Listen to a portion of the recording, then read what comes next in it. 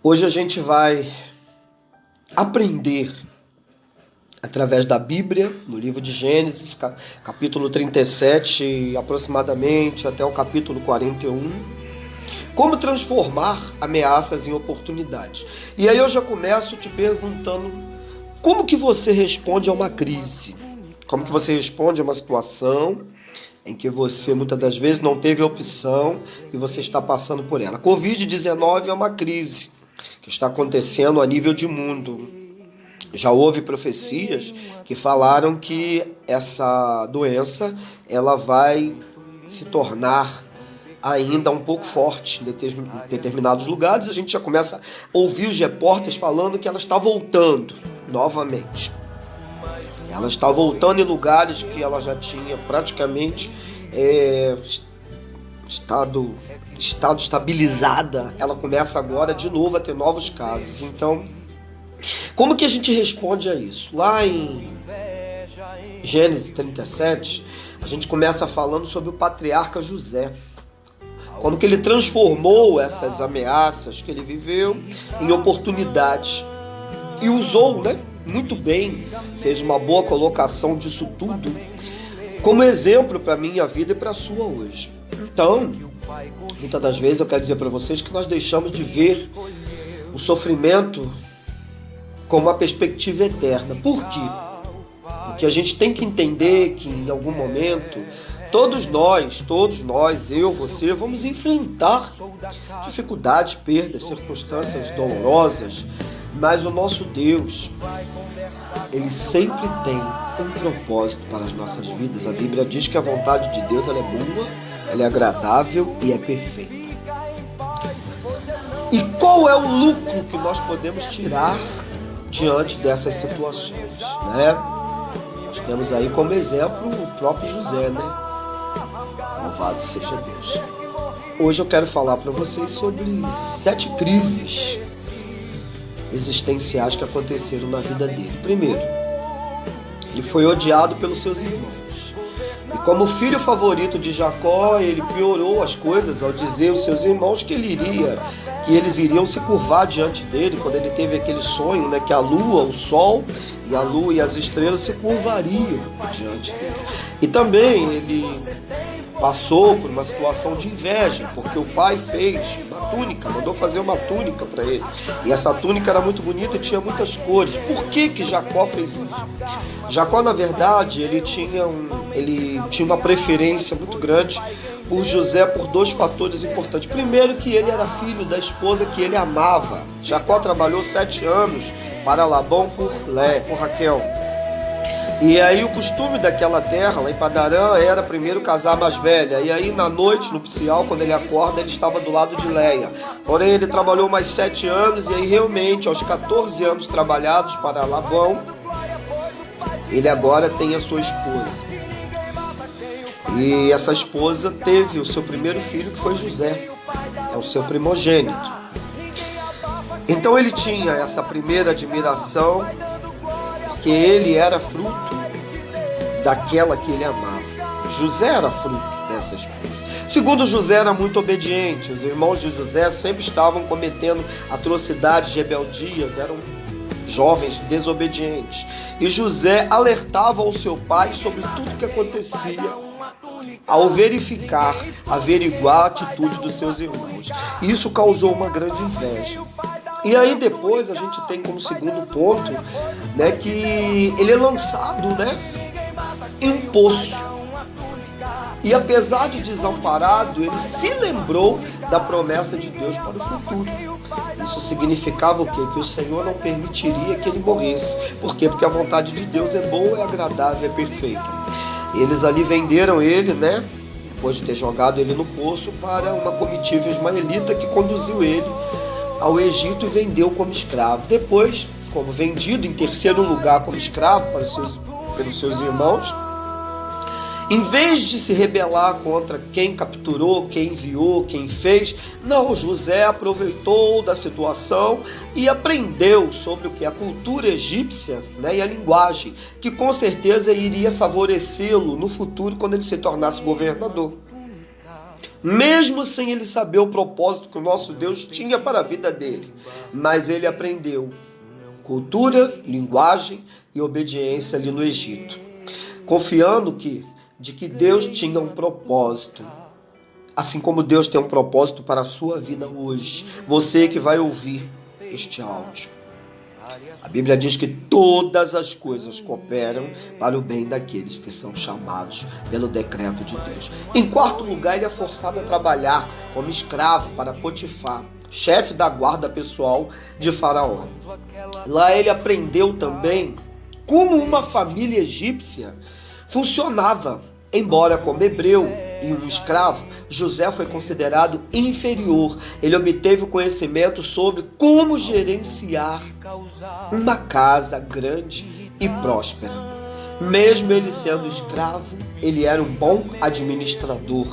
Então, se você está passando por uma situação que talvez você não está entendendo, eu me lembro muito bem que uma certa feita na minha vida, eu fui para trabalhar numa grande empresa no Rio de Janeiro, alguns anos atrás, e eu me coloquei numa condição de faxineiro.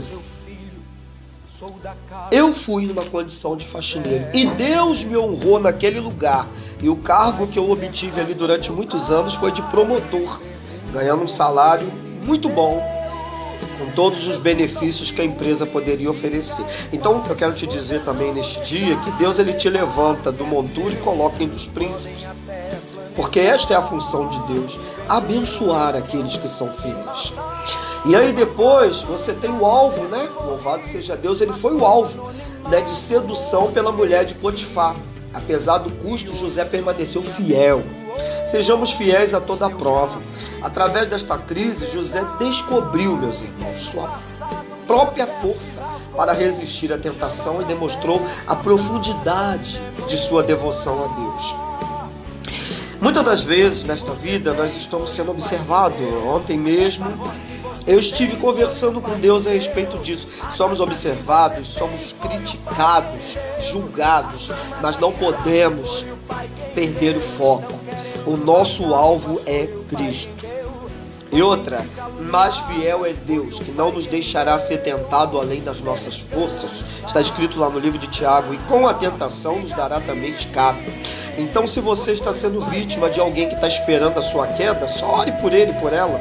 Abençoe ele e ela. E peça a Deus para que esta pessoa viva para ver você triunfar em vida, porque é assim que Deus faz. Os humilhados são exaltados diante do Senhor.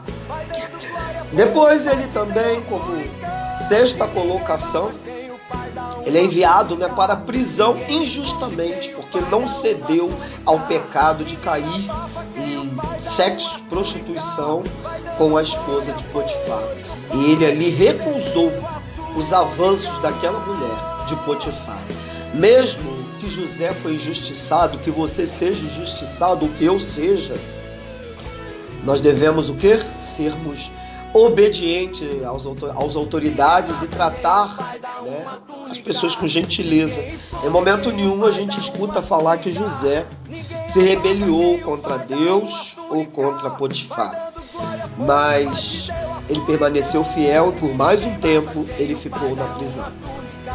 E aí a gente tem aí agora, em sétimo lugar, que ele é convidado. Ali naquela segunda situação em que ele estava, ele é convidado. Ele foi preso, novamente jogado ali naquele cárcere, e ele foi convidado a interpretar, agora sim, o sonho de Faraó. Você encontra isso lá em Gênesis 41:15. Quando José, irmãos, ele explicou que a fome viria após 7 anos de abundância, ele aconselhou o Faraó a se preparar, armazenando comida, trigo especificamente, durante os anos de abundância. E em resposta, o governante prometeu como segundo no comando de tudo. Não existia ninguém maior do que José. José, ele era o segundo abaixo de Faraó e ninguém era superior a ele. Louvado e glorificado seja o nome do Senhor, né? José, ele se tornou um administrador no armazenamento da alimentação. A Bíblia diz lá no livro de Apocalipse: guarda bem o que tu tens, para que ninguém tome a tua coroa. José armazenou alimento. Eu e você hoje temos que armazenar a nossa fé, a nossa confiança, a nossa perseverança, mesmo em meio a provações. Há momentos em que nas nossas vidas nós somos julgados, criticados, muitas das vezes decepcionados por pessoas que estão ao nosso redor, em que a gente nunca imaginaria que aquela pessoa levantaria o calcanhar, mas é assim mesmo. O inimigo das nossas almas, ele se levanta contra nós, ele está sempre ao nosso derredor, procurando a quem possa tragar. Mas eu quero te dizer o seguinte: José soube usar cada crise em sua vida como uma oportunidade para se tornar uma pessoa mais sábia e mais piedosa. E aí eu te digo como transformar uma crise numa oportunidade. Primeiro, confiando que Deus está trabalhando tudo em sua vida para o seu bem. Você pode achar essa leitura em Romanos 8, 28. Segundo, creia que o Pai Celestial, meus irmãos, está no controle de tudo. Terceiro, aceitando que os caminhos do Senhor são mais altos do que os nossos, nós vamos sempre triunfar. Quarto, louvado seja Deus, falei o terceiro, agora o quarto, recusando-se a fazer julgamentos precipitados no meio de uma crise. Não vamos julgar, vamos permanecer fiéis e ainda que não entendamos, nós vamos seguir em frente. Quinto, vamos concentrar-se no Pai em vez das circunstâncias, ou seja, vamos focar em Deus. Não fique muito preso ao momento que você está vivendo, mas olhe para Cristo, o autor e consumador da sua salvação. Sexto, evitando fixar-se na dor. É normal sentir a dor da perda e do sofrimento, mas em vez de fixar-se na dor, ir para a fonte de força que é Deus, sempre fixando os seus olhos, olhando para Cristo. E lembrando-se, como 7, das crises passadas e as oportunidades que se seguiram. Você deve ir deixando a ira imediata, submetendo-se à vontade do Pai, demonstrando um espírito de gratidão, determinando ver a prova como uma oportunidade de ver Deus agindo ao seu favor, recusando-se a ouvir as interpretações na Bíblia de uma forma que você venha se revoltar pelo que patriarcas passaram, porque no final você vai ver que Deus deu vitória para todos eles. Então é bom você ouvir a voz do Espírito Santo através da palavra de Deus. Louvado seja Deus. E sempre constante na oração, ouvindo as instruções do seu líder, louvado seja Deus, daquele que tem autoridade no mundo espiritual sobre a sua vida, e não se entregar às emoções flutuantes. O que são isso? São coisas que não têm firmeza. Seja firme, sólido, constante, obedecendo a palavra, e desta forma você vai chegar aonde o Senhor quer que você chegue, para que você se torne melhor. Você está enfrentando uma crise hoje? Se assim for, meu irmão, o Senhor quer usar esta crise para desenvolver na sua vida habilidades, forças, e reforçar o seu caráter, para que através da sua vida pessoas venham olhar o seu exemplo de vida e alcançar uma vida mais firme e constante diante de Deus. Então transforme as ameaças da sua vida em oportunidades. Eu sou o diácono Ailton Bernardo, que vos fala.